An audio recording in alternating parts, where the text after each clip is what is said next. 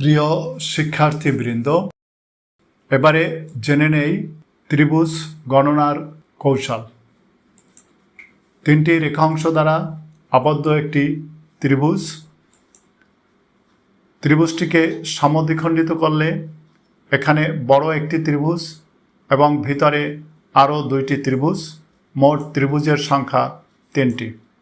এবারে ভিতরে যদি আমরা আবার একটু লক্ষ্য করি তাহলে 1, এভাবে 2, 3 এবং 4, এখানে ত্রিভুজের সংখ্যা 4টি।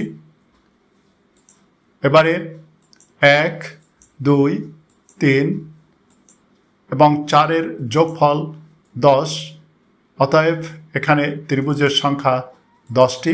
এবারে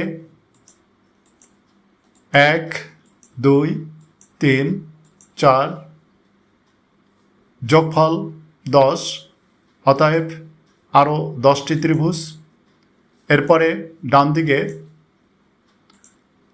1, 2, 3, 4 এখানে যোগফল 10, অতএব ত্রিভুজের সংখ্যা 10টি এবং